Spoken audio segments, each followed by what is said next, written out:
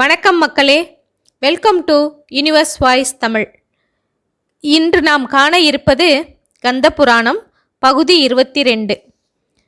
குமரக்கடவுள் தேவர்களை நோக்கி, விஷ்ணுவும் பிரம்மாவையும் நோக்கி, அரக்கர் குலம் பற்றிய விவரங்களை எனக்கு தெரிவியுங்கள் என்று கேட்க, விஷ்ணுவும் பிரம்மாவும் ஆலோசித்து தேவகுருவான பிரகஸ்பதியை நோக்கி, தேவகுருவே, நீங்கள்தான் குமரப்பெருமானின் கேள்விக்கான பதிலை கூற வேண்டும் என்று கேட்டுக்கொண்டார்கள். தேவகுருவான பிரகஸ்பதி அரக்கர் குலம் பற்றிய விவரங்களை கூறத் தொடங்கினார். காஷ்யபர் என்கிற சிறந்த முனிவர் இருந்தார். அவர் பிரம்மாவின் குமாரர், ஐம்புலங்களையும் அடக்கியவர், சத்தியத்தை பேசி தர்ம நெறிகளில் நடப்பவர். அவருடைய மனைவி திதி. அவளிடத்தில் மகாவீரியமும் பராக்கிரமும் நிறைந்த 66 கோடி அரக்கர்களை தோற்றுவித்தார். அவர்களில் அசுரேந்திரன் என்பவன் தலைவனாக விளங்கினான். அசுரேந்திரனுக்கு மங்களஹேசினி மனைவியாக வாய்த்தாள். அவளுக்கு அற்புத அழகு வாய்ந்த சுரசை என்பவள் பிறந்தார். சுரசை அரக்கர்குல குருவான சுக்கிராச்சாரியாரிடம் சென்று அவருக்கு பணிவிடைகள் செய்து வந்தாள். சுக்கிராச்சாரியார் அவள் பணிவிடைகளுக்கு மகிழ்ந்து பல வித்தைகளை கற்றுக் கொடுத்தார். அவளுக்கு மாயை என்கிற பெயரையும் வைத்தார். தேவர்களின் உன்னத நிலை, அரக்கர்களின் இழிநிலை பற்றிய சிந்தனை தோன்றியது சுக்கிராச்சாரியாருக்கு. தக்ஷ யக்ஞத்தில் தேவர்களுக்கு அவர்களின் செல்வாக்கு குறையும்படி நந்திதேவர் அளித்த சாபமும் நினைவுக்கு வந்தது. இந்த இரண்டையும் இணைத்து அவர் உள்ளத்தில் ஓர் எண்ணம் உதயமாயிற்று. மாயையை நோக்கி சொன்னார். மாயையே, பராக்கிரமசாலிகளான அரக்கர்கள் பலரை தேவர்களும் முனிவர்களும் அழித்து விட்டார்கள் தெரியுமா? இதனால் உன் தந்தையான அசுரேந்திரன் கவலையடைந்திருக்கின்றான். உன் இனமான அரக்கர்கள் இந்த உலகில் மேன்மையடைய வேண்டும். நீதான் இதற்கு உதவ வேண்டும். காஷ்யப முனிவரிடம் சென்று மகாபலசாலிகளாகவும் அறிவில் சிறந்தவர்களாகவும் உள்ள அரக்கர்களை பெற்று அவராலேயே பெயர் வைக்கச் செய்து வளர்க்க வேண்டும். அரக்கர்களின் நன்மைக்காக அவர்களை ஒரு யாகம் செய்விக்கச் செய்ய வேண்டும் என்று கூறினார். மாயை சுக்கிராச்சாரியாரின் கட்டளைப்படி நடக்க தீர்மானித்தாள். தந்தையிடம் போய் சுக்கிராச்சாரியார் கூறியதை தெரிவித்து அவர் ஆலோசனையையும் அனுமதியையும் கேட்டாள். அசுரேந்திரனோ மகிழ்ந்து அனுமதி கொடுத்ததும் மாயை பயணத்தை தொடங்கினாள்.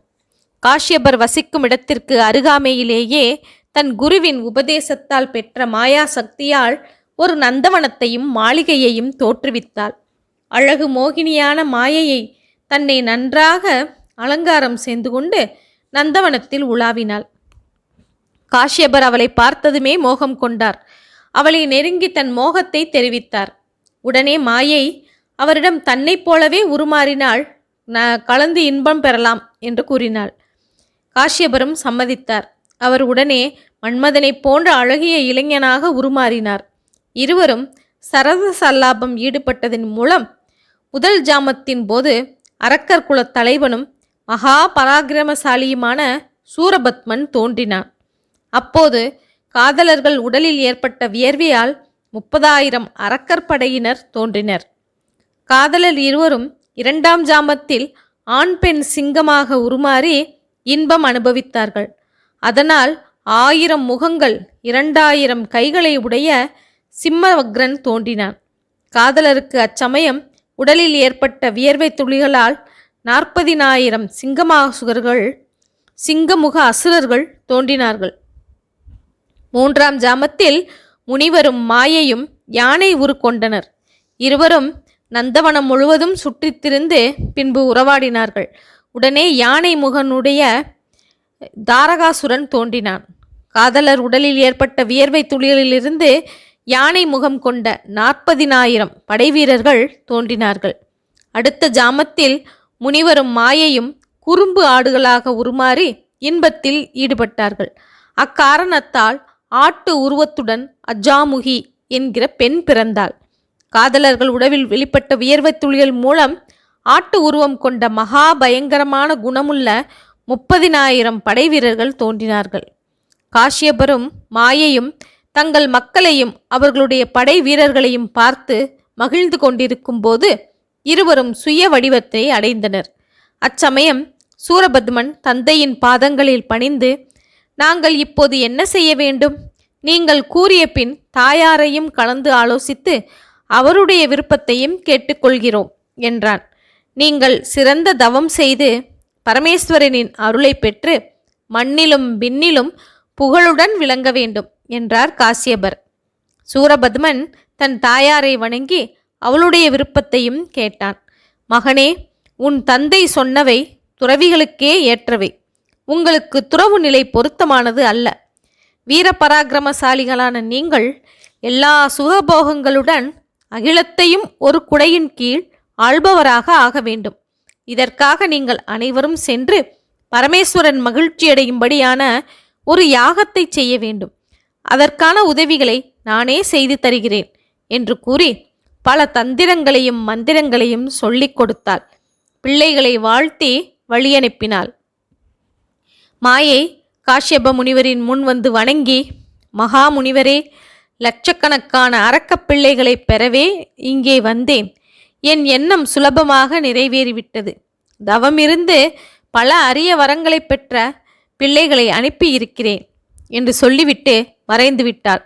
அவளுடன் நந்தவனமும் மாளிகையும் மறைந்துவிட்டது.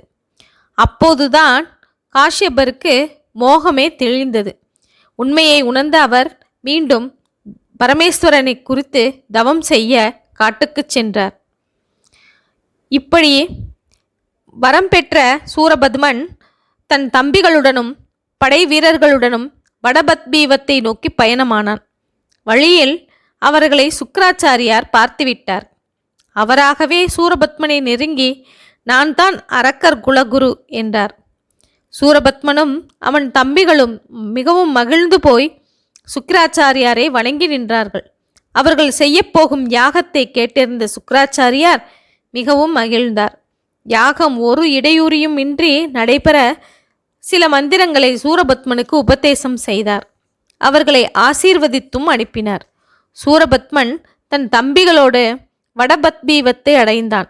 10,000 யோசனை பரப்பளவுக்கு ஒரு யாகசாலையை நிர்மாணித்தான். சுற்றிலும் மாலைகளையே அரணாக அமைத்தான். அரணை சுற்றி படை வீரர்களை நிறுத்தினான். யாகசாலையின் மத்தியில் 1000 யோசனை சதுரமும் அதே அளவு ஆழமும் உள்ள ஓமகுண்டத்தை ஏற்படுத்தினான். அதை சுற்றி 108 ஓமகுண்டங்களையும் ஏற்படுத்தினான். பிறகு 1008 ஓமகுண்டங்களையும் தயார் செய்தான். தாயார் மாயை யாகத்துக்கு தேவையான எல்லா சாமான்களையும் சேகரித்து கொண்டு வந்து கொடுத்தாள். சூரபத்மன் யாகத்தை தொடங்கினான். முதலில் 8 திசைகளுக்கும் பத்ரகாளி போன்ற தேவதைகளை நிர்மாணித்து பூஜை செய்தான். பிறகு அக்னியை உற்பத்தி செய்து ஓமகுண்டலங்களிலெல்லாம் சேர்த்து யாகம் செய்ய ஆரம்பித்தான். மத்தியில் உள்ள குண்டத்தில் சூரபத்மன் யாகம் செய்ய ஆரம்பித்தான்.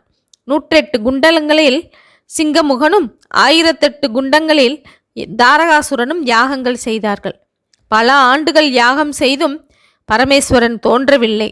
சூரபத்மன் வானவீதியில் நின்று தன் உடல் சதையை வெட்டி எடுத்து ஓமத்தில் சேர்த்து 1000 ஆண்டுகள் யாகம் செய்தான்.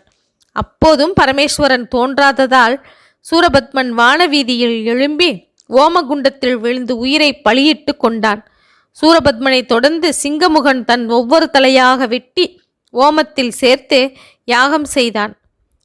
அவன் தலைகளை வெட்ட வெட்ட அவை மீண்டும் மீண்டும் முளைத்து கொண்டே இருந்தன. தாரகாசுரனும் அண்ணனைப் போலவே தன் தலைகளை வெட்டி யாகம் செய்தான். அப்போதும் பரமேஸ்வரன் பிரத்யட்சமாகாததால் சிங்கமுகனும் தன் உயிரை மாய்த்து கொள்ள எழுந்தான். அப்போது பரமேஸ்வரன் ஒரு கிள உருவம் கொண்டு யாகசாலையினுள் வந்தார். சிங்கமுகன் அருகில் வந்து, நீங்கள் யார்? யாருடைய புதல்வர்கள்? இங்கே என்ன செய்து கொண்டிருக்கின்றீர்கள் என்று கேட்டார். சிங்கமுகன் அவரை வணங்கி பணிவுடன் சொன்னான், சுவாமி, தங்களை தரிசித்ததே பரமேஸ்வரனை தரிசித்தது போல் மனம் குதூகலமடைகின்றது. நாங்கள் காஷ்யபர் புதல்வர்கள். பரமேஸ்வரனை குறித்து யாகம் செய்கிறோம். பல ஆண்டுகள் கடுமையான விரதமிருந்து யாகம் செய்தும் அகிலாண்ட நாயகன் தரிசனம் கிடைக்காததால் என் அண்ணன் சூரபத்மன் ஓமகுண்டத்தில் விழுந்து உயிரை மாய்த்து கொண்டான். நானும் இப்போது ஓமகுண்டத்தில் விழுந்து உயிரை மாய்த்து கொள்ளப் போகிறேன் என்றான். கிழவர் வடிவத்தில் இருந்த பரமேஸ்வரன், சிங்கமுகனே, உன் உயிரை மாய்த்து கொள்ள வேண்டாம், உங்களுக்கு பல நன்மைகள் கிடைக்கப் போகின்றன என்று கூறி வானத்தை நோக்கி தன் ஜடையை அவிழ்த்து விட்டார். மறுகணம் பேரிரைச்சலுடன் பயங்கரமாக கங்காதேவி பாய்ந்து மலைகள் மீதும் சமதளத்திலுமாக ஓடி வந்தாள். அவள் வந்த வேகத்திலேயே ஓமகுண்டத்தின் வானலாவிய தீ சின்ன குழந்தை போல அடங்கி அவிந்துவிட்டது.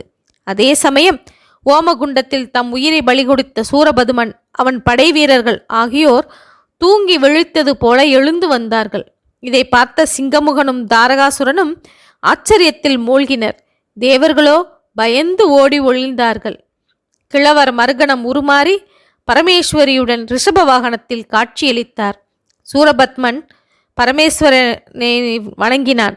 பரமேஸ்வரன் சூரபத்மனை நோக்கி, நீயும் உன் தம்பிகளும் செய்த யாகத்தை கண்டு யாம் மகிழ்ந்தோம். நீ விரும்பிய வரங்களை கேள் என்றார். சூரபதுமன் அவரை அடிபணிந்து, அகிலாண்ட நாயகனே, என் தவத்திற்கு மகிழ்ந்திருந்தால் 1008 அண்டங்களும் என் ஒரு குடையின் கீழ் வரும் வரத்தை கொடுத்தருளும். என்றைக்குமே பிரம்மா, விஷ்ணு, இந்திரன் போன்ற தேவர்களாலும் மனிதர்களாலும் மரணம் ஏற்படாத வரத்தை அருளும்.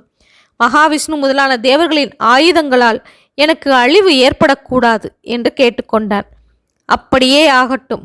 உன்னிடம் 108 யுககாலம் 1008 அண்டங்களும் இருந்து வரும்.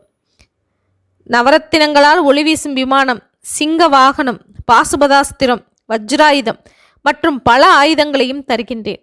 உனக்காக 16,000 கோடி படையினர் இங்கு இப்பொழுதே தோன்றுவார்கள். என்னுடைய சக்தியினால் தோன்றுபவனை தவிர வேறு யாராலும் பராசக்தியின் ஆயுதமின்றி வேறு ஆயுதத்தால் உனக்கு மரணம் ஏற்படாது என்று கூறிய பரமேஸ்வரன் பரமேஸ்வரியுடன் ரிஷப வாகனத்தில் மறைந்து விட்டார். பரமேஸ்வரனிடம் வரம் பெற்ற மகிழ்ச்சியில் அரக்கர்கள் வீடு திரும்பினர். ஓகே மக்களே, இதன் தொடர்ச்சியை அடுத்த காணொளியில் காணலாம். என்னுடைய இந்த சேனலை சப்ஸ்கிரைப் செய்யாதவர்கள் சப்ஸ்கிரைப் செய்து கொள்ளுங்கள், ஷேர் செய்யுங்கள், மறக்காமல் லைக் செய்யுங்கள். ஓகே மக்களே, நன்றி, வணக்கம்.